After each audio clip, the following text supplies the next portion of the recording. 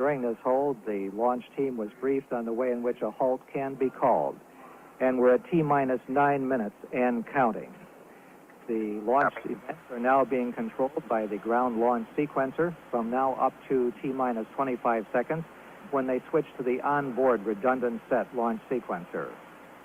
The ground launch sequencer is part of the launch processing system and operates by relaying commands to the computer's onboard computers, which they then report back to the launch processing system that the commands have been executed. The primary job of the computers is to check that all of the launch commit criteria, such as propellant loads, temperatures, pressures, and other measurements, are proper. To CCSE. The launch and recovery director has ordered the chase planes to take off. We're coming up on the 8-minute point in the countdown. DLD, OTC. Go ahead. I'd like to set the AC sensors to monitor, please. Okay. T-minus 8 minutes and counting. Everything proceeding smoothly towards a liftoff at 11 a.m. Eastern Standard Time. AC bus sensors are in monitor. The liquid oxygen fill and drain valve in the external tank has been closed and topping of the tank completed. The crew access arm will be retracted in just a few seconds. This is the walkway used by the crew to walk from the service structure on the pad to the orbiter. If there should be an emergency, it can be put back in place in 15 seconds. T-minus 7 minutes, 25 seconds, and counting.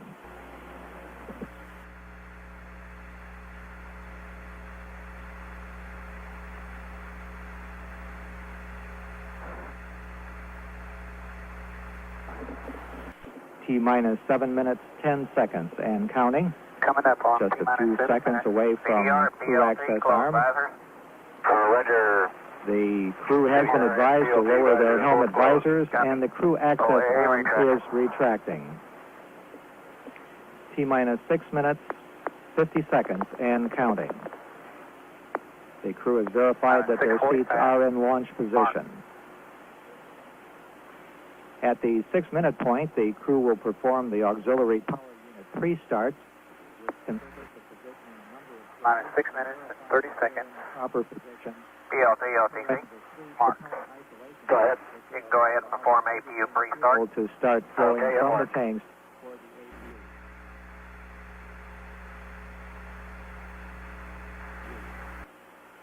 Minus 6 minutes and 15 seconds. Mark. The pilot, Gordon Fullerton, has been asked to perform the APU pre-start. T-minus 6 minutes. T-minus 6 minutes and counting. Pre-start of the APUs is complete. Flight OTC. Roger, go ahead. T-minus. Transmit recorder commands, please. Roger, upgoing. Target. DLT, OTC. OTC, DLT has APU pre-start complete. I have 3 gray talkbacks. Copy. Panel C3, DFI recorder talkback. All T-minus 3 5 should be minutes, gray. 30 seconds, and counting. Okay, and they're all 3 The gray. development flight instrumentation recorders are on. The DFI provides measurements of temperatures, pressures, and physical stresses on the orbiter, and the recorders store this information for playback after landing. Commands after 5 minutes here, please. T-minus 5 minutes, 12 seconds, and counting.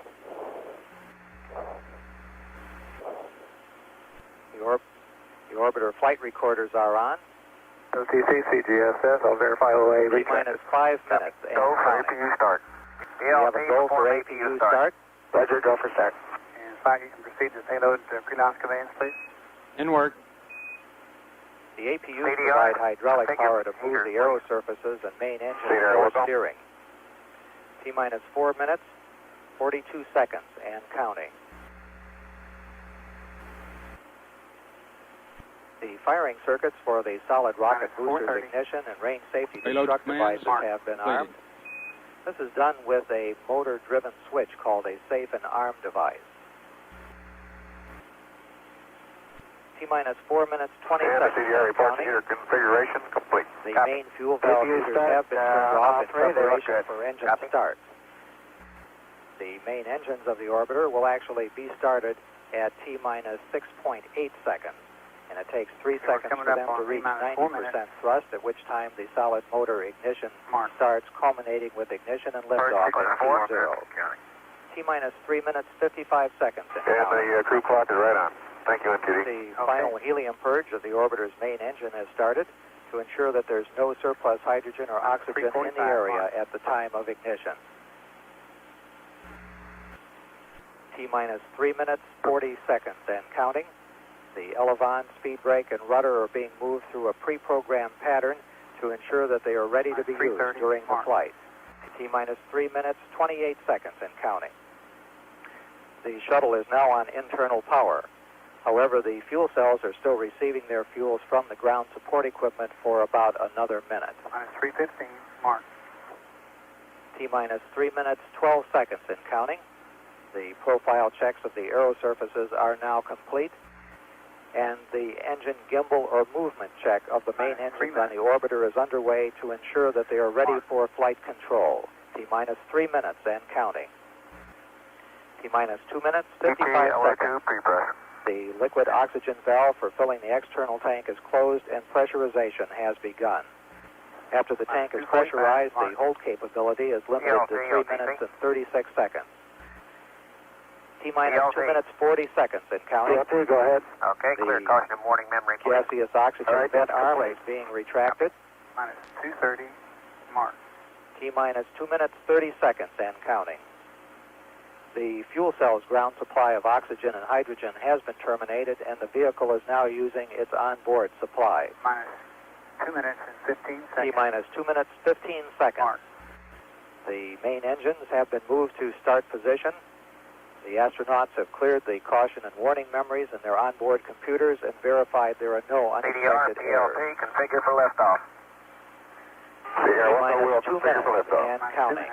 The astronauts are configuring the APUs, or auxiliary power units, for liftoff.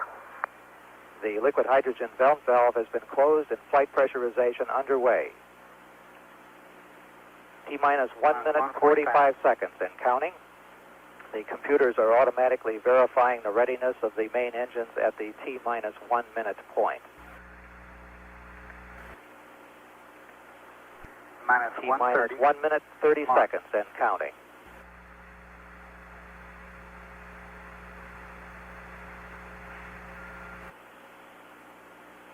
T-minus 1 minute, 20 seconds and counting. Minus 1:15. T-minus 1 minute, 15 seconds. The liquid hydrogen tank is at flight pressure. Coming up on the 1 minute point in our countdown. 1 minute prior to the liftoff of the third Space Shuttle mission. T-minus 1 minute and counting. The firing system for the sound suppression water system on the pad is armed. T-minus 50 seconds and counting. T-minus 45. We're 14 seconds away from switching command of the countdown from the ground computers to onboard computers.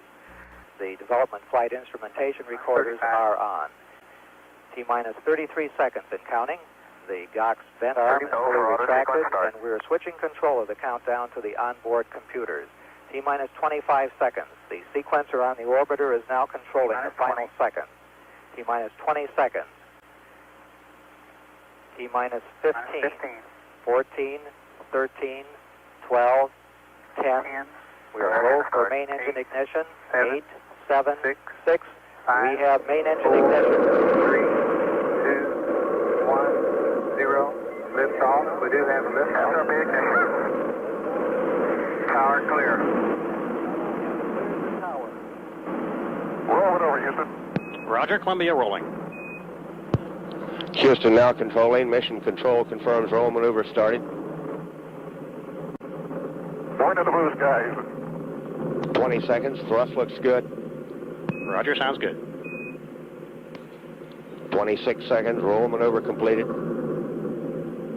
30 seconds. 1 nautical mile in altitude. Throttling engines down now to 68% as programmed. 38 seconds. Flopboard status looks good. Mission control. 42 seconds, Columbia now 3 nautical miles in altitude. 46 seconds, coming up now at period of maximum aerodynamic pressure on the vehicle.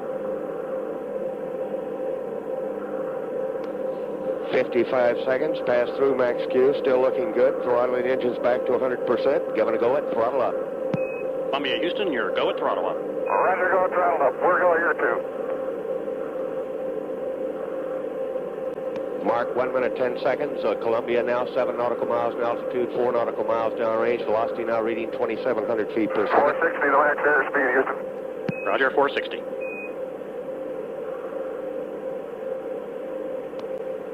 Mark 1 minute 25 seconds. Columbia now 11 nautical miles in altitude, 8 nautical miles downrange. Okay, we got a free on loop light, Houston. Roger, we're looking. That was Jack Lousma reporting a free on loop light. 1 minute 40 seconds. Coming up on negative seats where altitude is too high for ejection seat use. Columbia, Houston, negative seats. Negative seats. Mark 1 minute 55 seconds. Columbia now 21 nautical miles in altitude, 19 nautical miles downrange.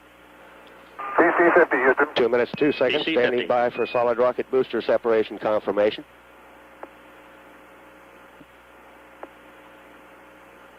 Okay, there's 103.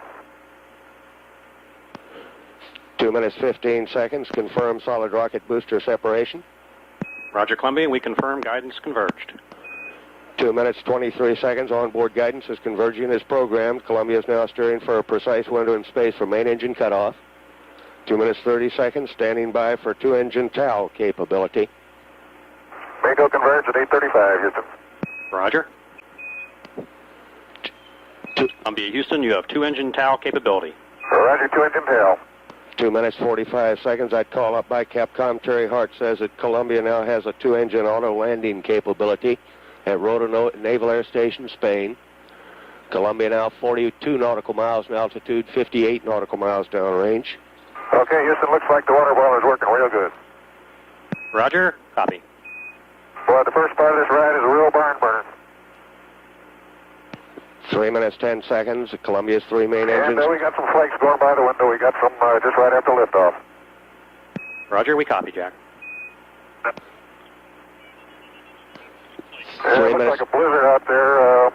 Lots of white little flakes. Roger. 3 minutes 30 seconds. Columbia now 51 nautical miles in altitude. Return status check and mission control by Flight Director Tom Holloway. 3 minutes 40 seconds. Lousma and Fullerton given a go to continue.